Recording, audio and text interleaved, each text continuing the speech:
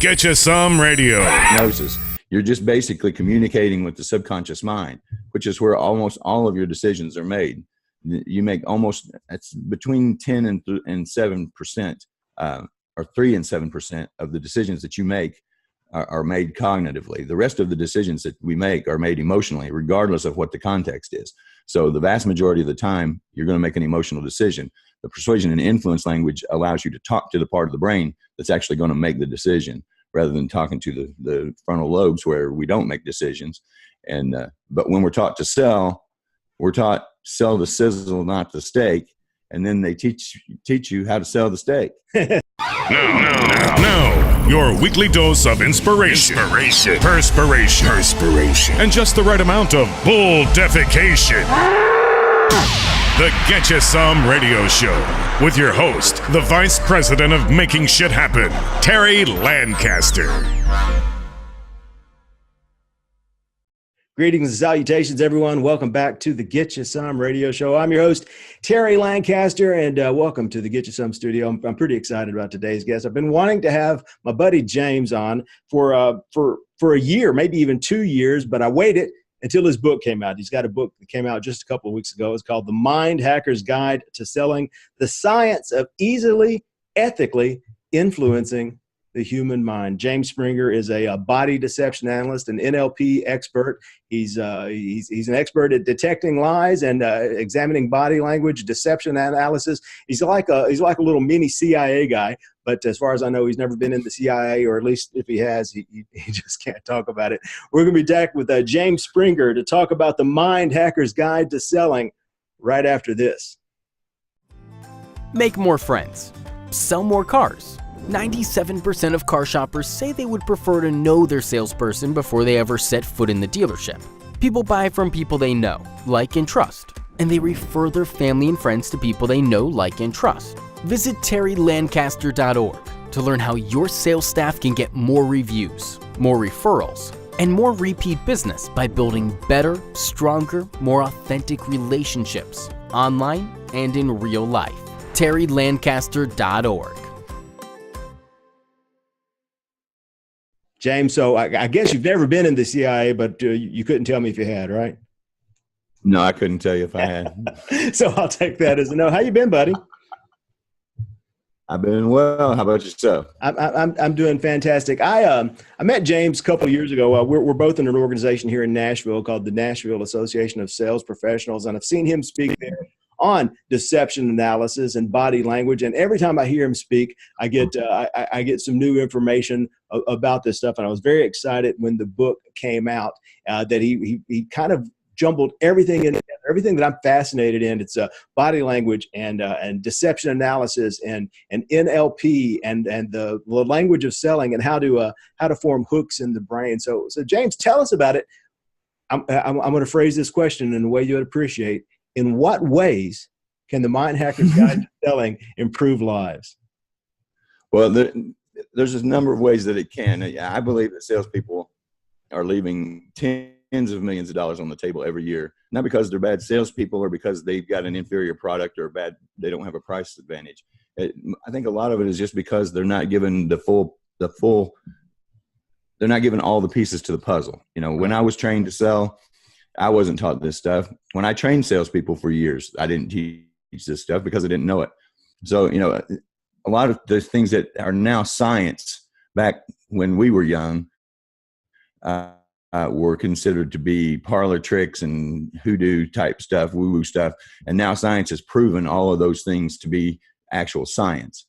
So there's things that you can use that will, like I said on the top of the book, to ethically persuade the human mind. And, you know, people ask me if some of this stuff is manipulation, and in a way, yes, it is. I mean, if you say manipulation is bad, then no, it's not. If you say manipulation is just forcing a choice or assisting a choice, then no, it's not bad.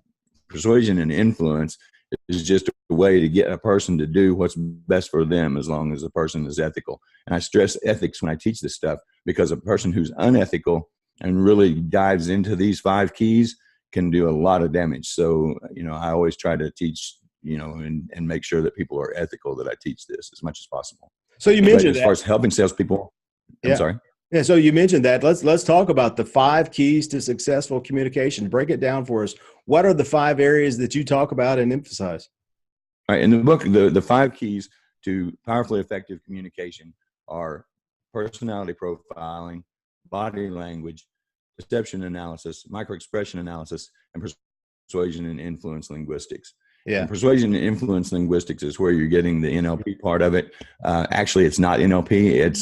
NLP plays a part, but the biggest part comes from what's called conversational hypnosis. It's not deep trance hypnosis. It's just basically a way to communicate with the subconscious mind directly rather than having to process and filter through the conscious mind. Conversational hypnosis, you say? Yes. All right. So NLP, what? Like I say, it's not going. Go ahead. Go ahead. No. Well, it's not like you're putting somebody in a trance and doing the things that you can do with deep trance hypnosis. You're just basically communicating with the subconscious mind, which is where almost all of your decisions are made. You make it's between 10 and 7%, or 3 and 7% of the decisions that you make are made cognitively. The rest of the decisions that we make are made emotionally, regardless of what the context is. So the vast majority of the time, you're going to make an emotional decision. The persuasion and influence language allows you to talk to the part of the brain that's actually going to make the decision, rather than talking to the frontal lobes where we don't make decisions. But when we're taught to sell, we're taught sell the sizzle, not the steak. And then they teach you how to sell the steak. They don't teach you the sizzle. They don't teach you what the sizzle is. And the sizzle is an emotional attachment to your product or service. Once you get somebody emotionally engaged and attached to your product, it's a lot easier to sell them. So how do we start with, how do we get emotion involved? How do we get people thinking with the emotional side of their brain and foregoing the logical part and relying on emotion? Well, we can't stop the emotional mind from making the decision. And that's why it's so futile to speak to the conscious mind, because the unconscious mind is going to make the decision either way. But the way that you do it is through the 5 keys. Personality profiling is critical, because it's the gateway to all of the rest of the keys, because understanding a person's personality, and I teach you an easy way to do it. It's not like, an assessment would be great where you had a 50-page report to look through, but you can do a really quick personality assessment just by knowing whether a person is introverted, extroverted, people-oriented, or task-oriented. And if you know those 4 things, then you know what their personality complex is, and you can basically communicate with that person on a level that they're accustomed to, or that they prefer to be communicated with. For instance, my type personality doesn't like a lot of minutia. We don't like a lot of details. So if you come to me with a sales presentation and you got a bunch of spreadsheets and pie charts and all this stuff, you'll lose me. I want the top line, the bottom line, and no fluff. And but if you talk to someone who is introverted, task oriented, they're going to want all kinds of spreadsheets and all kinds of data. They can't get enough data. So knowing that, then you can not say, well, my personality is this and yours is that, so we're going to have a conflict. When you know that, you have an advantage, because most other people don't know what it does. So you just change your personality to theirs. And once you do, then you can communicate with them at a level that they're used to communicating. You can help them process information the way they process information naturally. So it makes very quick rapport. With my clients, I'll go through all of this stuff, and eventually I will have them take an assessment, but I want them to get to know me first. And then when they take their assessment and they get their report, I ask them, once they understand, I ask them what personality, what temperament do I have? And they have 100% of the time told me I have the same temperament as they do. So you're basically, everyone is a combination of two spectrums, I guess, introvert and extrovert, and task oriented and people oriented. So you're an extrovert and task oriented. Task oriented. Yeah. So and you compare all this to the DISC analysis, which would make you a high D personality. Right. So you're extrovert and task. Off the charts D. Do what? Say again. Mm-hmm. I said I'm off the charts D. Off the charts D. I score like 97%. All right. So we've been talking here for 5-10 minutes, and we've met a couple times before. Who am I? Who are you? Yeah. Which one am I? Oh, what personality? Yeah. I haven't really spent a lot of time talking to you, but based on what I've seen, say you're extroverted, I'd say you're extrovert people. Extroverted Say people. I. High I. All right. All right. So what you're saying Have is you taken the assessment? I've Have not you taken I'm not taking a DISC assessment. I've taken a couple of other. Of course, I know my Briggs Myers, and I've taken another one that I can't remember the name of right now. That was like a 60-page analysis that I did. So there's dozens of them out there. yeah. This was the one that the Miracle on Ice 1980s Olympic team had used to analyze their people, and I just can't even remember the name of the report right now for me. But in Briggs Myers, I'm INTJ. See, I'm ENTPA. Okay. Yeah. So, I mean, and the way this helps salespeople is because if you know who you're dealing with, then you can kind of mirror them. And this was a sales tactic a sales manager taught me years and years and years ago, is to mirror what your salesperson is doing. If they're frantic and excited, then you'll be frantic and excited. If they're breathing slowly, then you breathe slowly. If you have seen people take it to the extent, if your customer has a slight Southern drawl, then if you actually develop a slight Southern drawl, and I've actually met salespeople who do that instinctively and unknowingly, they naturally mirror who they're talking to. Is that the kind of thing that you're talking about? Yeah, to some degree. I mean, you get into like the mirroring and matching of NLP. This is basically an internal mirror match. Yeah, you're mirroring what their personality is as much as you are their gesticulation and their body movement, their pace and pitch of their voice and all that. right. If you can do both, then you're going to really get inside that person's head. Yeah, but people love it because people like to do business with people who are like them. right. So the more like that person that you can become, the more likely you are to close.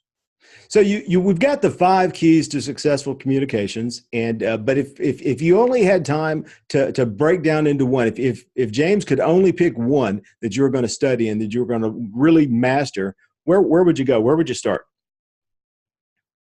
It would either be in language or microexpressions. Probably microexpressions. Microexpressions are the most powerful thing that I teach. Yeah. The analysis of microexpressions or actual our own use of microexpressions, because that was the thing I got from the book. A lot of it was about analyzing what your customer is doing, but in a way you have to analyze what your customer is doing, and you have to be aware of what you're doing as well. Right. In body language, yes, for sure. Microexpressions you can't control. There's no way humanly possible to control a microexpression, and that's what makes them so valuable when you're working with a client or prospect, because everybody lies, and that's just a fact.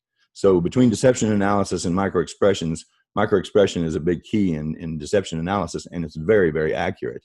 If you hand somebody a proposal and they look at it and they flash a fear expression, and it happens in less than half a second, it can happen in a fifth of a second. But if you can see that fear flash on their face, then you know that you've got a problem and you've got to address it, even if they never voice an opinion, because the objection may come up, well, I need to talk to my wife, but they're afraid of something. Are they afraid of their wife? Or are they afraid of the price? Or what is it that they're afraid of? But by knowing that, you can move your presentation around so that you can back into that problem and address it before the objection is voiced.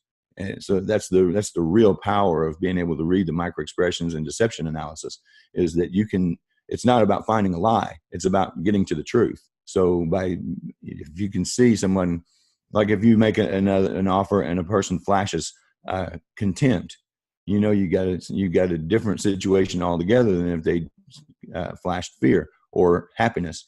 If you see somebody flash happiness, you don't want to negotiate your price anymore because they're happy with the price as it is. They may say they want you to lower the price, but you already know based on the microexpression when they saw the numbers that you're good. They're going to buy at that price. So what would be an example of a microexpression? You mean do one? Do what? Say again?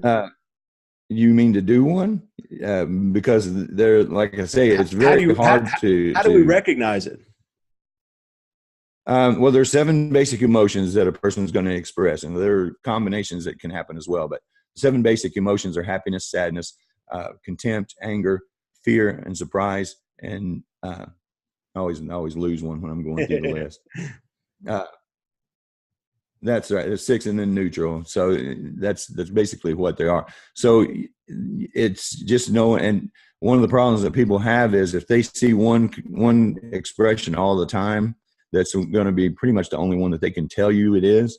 Mm-hmm. We think we can read people's faces, but really we can't.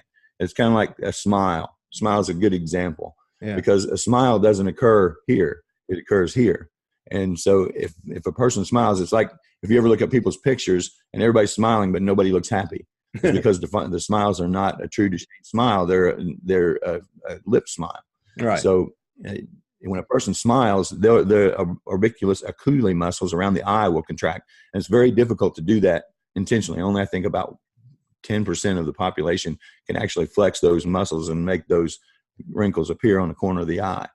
So if a person now on a microexpression, just a turn of a lip, the turn of the corners of the lips tells you that they're happy with it. But a true smile is almost all in the eyes.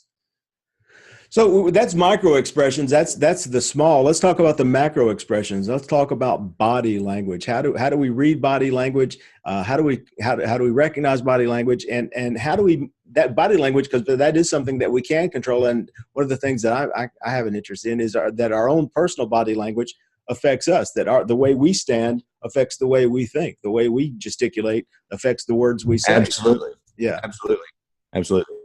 I one of the things that I teach in the book is that you've got a big feedback loop that occurs. The technical terms for what I teach is neuropsychology and psychophysiology, which is a feedback loop. Your neurology affects your psychology affects your physiology, and your physiology reflects in your neurology. So then that changes your psychology, and then your physiology, and then your neurology again. So you get into this big loop of these three components. It's very difficult to just change your neurology because it's hard to tell your nervous system to change. Your psychology, you might be able to change, but the one thing you can certainly change is your physiology. Mm-hmm. And, like you say, I was talking to somebody the other day, they're having a problem with their health and they don't feel well. Well, they have a bad neck and their head is down. Mm-hmm. And I told them, I was like, show me depression. And that your head goes down, your shoulders come in, and, you can't help but become depressed if you hold that posture for any period of time. So same thing so if you're in a feedback loop that's negative, if you just change your posture and your body positioning to one, Amy Cuddy calls them power poses. Where you go in like a Superman pose, Wonder Woman pose, the victory pose with your arms up, even sitting back with your feet crossed on a desk is a high power posture. Mm-hmm. And if you do that for 2 minutes, you'll increase your testosterone levels by about 20%.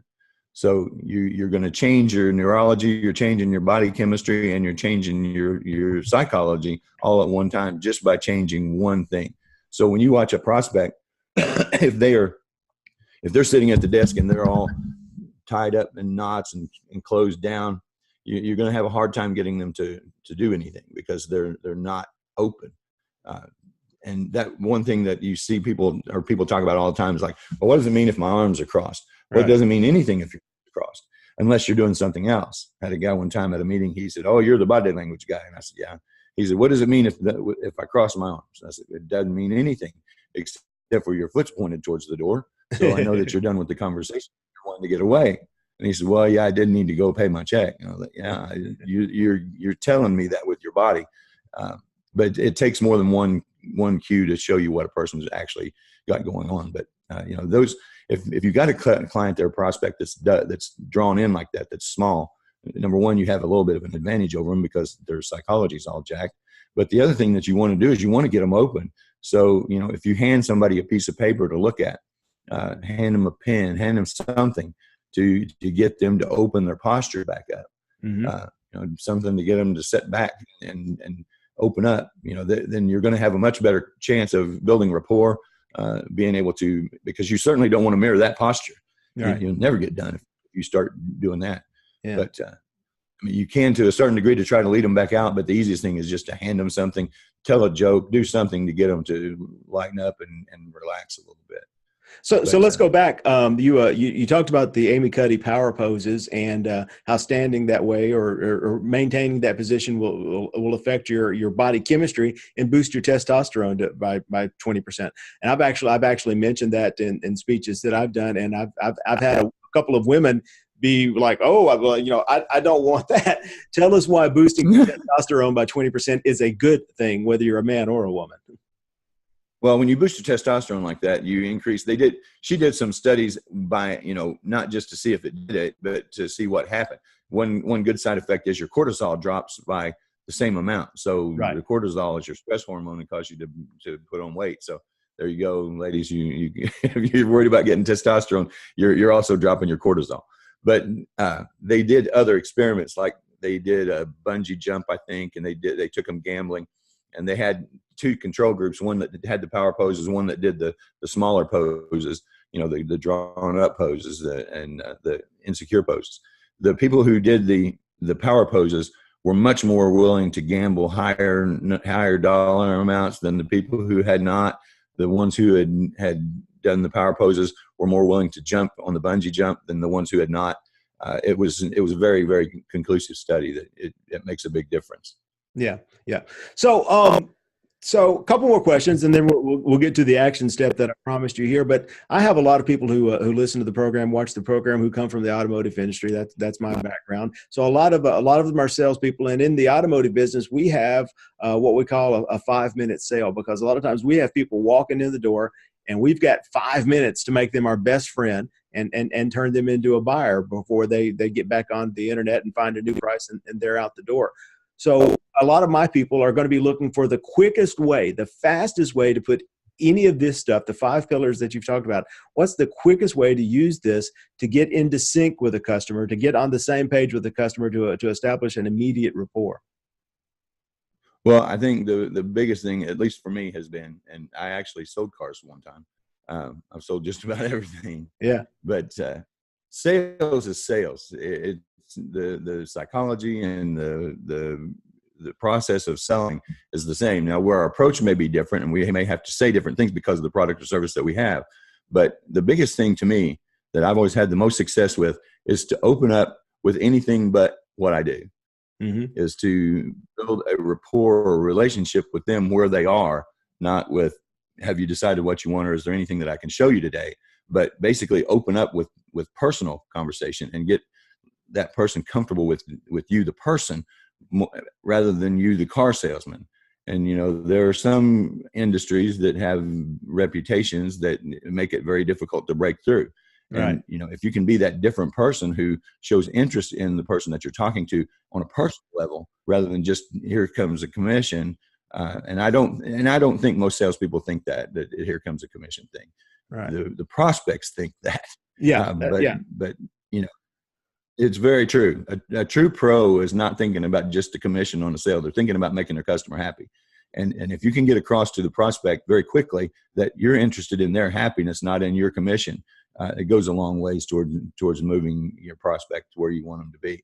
And car sales is tough because nobody likes to buy a car. Car sales is like the dentist of the sales industry. Yeah. It's very tough. But getting people comfortable and meeting them at their level just to build that rapport. And you can build rapport very quickly, especially if you go through the linguistics chapter of the book, where you learn to talk to someone in a way that goes into their subconscious mind. You can make somebody like you almost instantly. And yeah. I've had people say, how in the world do you get people to like you so well? When I'm a really unlikable person. If you know anything about the DISC profile system, I'm not a likable person. Yeah. But I can shift myself to be the person that they like. So what is one? What's a great opener? Guys, got a couple standing there. They're walking around the cars and they're closed up. You can tell they're nervous and they don't want to be there. And you have to approach them. You have to build a rapport. You open your mouth. What comes out? How you doing? Just something, and not how you doing and what kind of car are you looking for, or how you doing, and then go right into your car. But if they got kids with them, comment on the kids. Yeah. If they're a young couple, they're just, I always just read what I see. I don't know what to say as a generic. It's just, I read what I see, and then I comment based on that. And I mean, you can go in with the vehicle. If they're standing there looking at the car and they're showing all kinds of fear and in trepidation because they're standing there looking at a sticker price, they may not have bought a car for 5 years, or they may have never bought a new car. And you can walk up there and say, wow, they are expensive, aren't they? At least you think they are. Yeah. And, but they're not, it's not as bad as you might think. And, just basically set them at ease, interrupt the pattern that they're thinking of. Because when they go on the lot, they're in a thought loop, and they're going through this in their head. And it's either I'm not going to buy today loop, or it's I have no idea what I'm doing loop. Prices are going to be way higher than I can afford loop. There's some loop that they're running that is counterproductive to what you're there for. Mm-hmm. And it just depends on the person. If you're talking to me, it would be different than it would be if you were talking to my wife, because their personality is so different.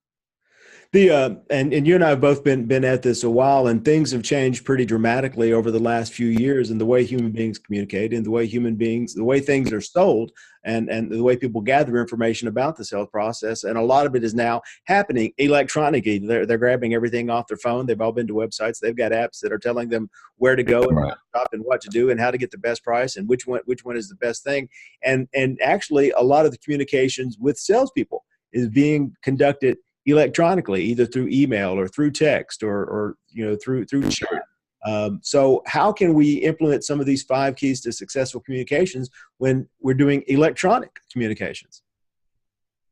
The linguistics works both ways. Right. The linguistics work on both electronic, on text, on voicemail, on the phone. It works the same. I mean, there's a little tweaks that you got to put in if you're doing written. Like the adverb adjective precepts, the presuppositions, where you put the adverbs and adjectives in front of the verb or the noun. We are really lazy about putting the adverbs and adjectives behind the noun or verb instead of in front of them. Yeah. And, you can stack that up and put 2 or 3 adverbs or adjectives in front of the verb or noun when you're speaking. But when you're writing, you can't do that because it gets weird when you're reading 3 adverbs or adjectives back to back to back. Right. So you put like one in the front, one in the back. And the reason for that pattern is because when you tell someone, like I say, you can easily afford this car, that changes. That's different than say you can afford this car very easily. And so if I say it, you can afford this car very easily, they're going to challenge, you can afford this car. Mm-hmm. And say, and the very easily doesn't mean anything. But if I say you can very easily afford this car, they're going to challenge the easily, not that you can afford the car. So, and it's just that simple, the way that the mind works. You got a much better chance of getting an affirmative there than you don't. The other thing, and I did it just now, I don't know if you saw it, but I saw it in the screen, even though I'm supposed to be looking at the camera. When you say you can easily afford this car, and you're shaking your head no, that person doesn't know how to read body language. Right. But those symbols are so primitive, they're imprinted in your brain. And they may not realize what they saw, but they will. The subconscious will pick it up. And you may say, you can easily afford this car, but if you're shaking your head no, even very slightly, they're going to pick it up and they're going to say, well, I can't afford the car. Right. So you got to be very careful that you're being honest. And what you said is true, not only from the standpoint of communicating back and forth, but also salespeople have been put in a very different situation now than they used to be. We had all the information. Oh yeah. And prospect was at our mercy we could be honest or dishonest with them if we wanted to be.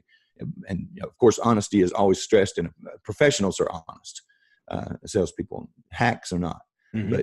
But a true professional is honest. But we can't know everything about everything and everything about every model of car. I mean, if you memorized everything about every model of car on a lot, you would be an amazing person. You would be, you wouldn't be selling cars. But when someone comes to you now, they've been on the internet for who knows how many hours researching all of the packages, all of the prices, what the dealer incentives are. They know exactly what the dealer pays for the car. And so now the salesperson not only has to be able to get the person to like the car, they also got to explain to them why the dealer should make money on the car. because, it's one of those mystical things that they expect you to not make any money and just make it up on volume, I guess. That's right. But, you have to be able to justify your price. Yeah. And where used to, it was not as difficult to justify the price because they weren't as educated as they are now. Yeah. So, being able to be convincing and persuasive is even more critical now than it was when you and I were coming up. Yeah, I tell everyone now that your customer, 99% of the time, your customer is going to know more about the product than you are because they've been studying exactly that product. They know everything top to bottom, head to down, because they've become an expert in the last 10 days on exactly what they want, where you're trying to maintain your expertise on everything. So being an expert on the product isn't as valuable as it used to be because everybody's an expert on the product now, and your job is more often than not to sell the dealership, to sell the buying experience, because that's what they're not an expert on.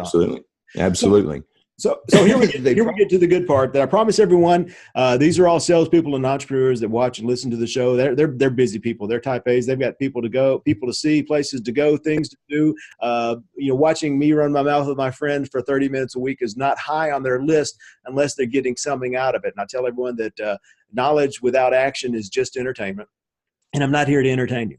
I'm here to give you knowledge that you can put to use to make your life better, to create health, happiness, and prosperity in your life. And I ask every guest for one action step, one thing that people watching and listening to the show today can do immediately, can do today, can do right freaking now to put what we've talked about into action in their life to create health, happiness, and prosperity. So James, give us an action step that we can get started on today.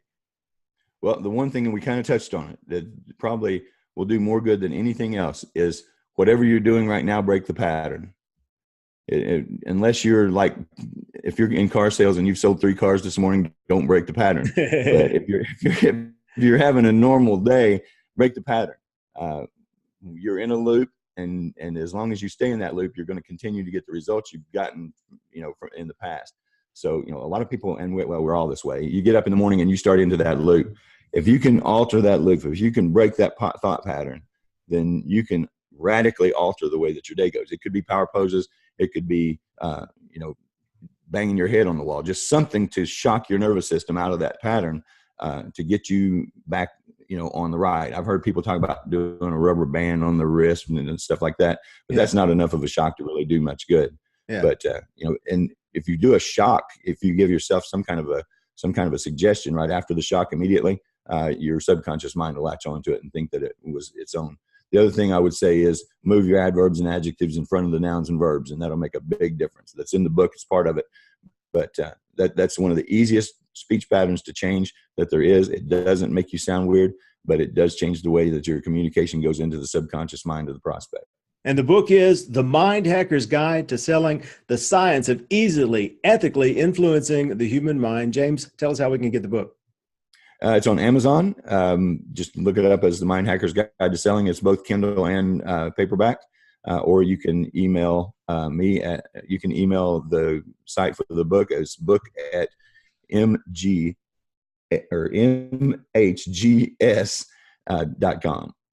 mhgsbook.com. Sorry. mhgsbook.com. The Mind Hacker's Guide to Selling by James Springer. James, anything you want to leave us with? One last word of advice. Be a student of people. Be a student of pay attention. People don't pay attention. We just go through life floating around. Really watch people and how they interact, and you'll learn a lot about what's going on in people's heads. Get You Some Radio. You've been listening to the Get You Some Radio Show. Subscribe today at terrylancaster.tv to hear more episodes, win valuable cash and prizes, and get free training to help you create an army of buyers who know, like, and trust you before they've ever even met you. It's a big, wide world, boys and girls. Get out there and get you some.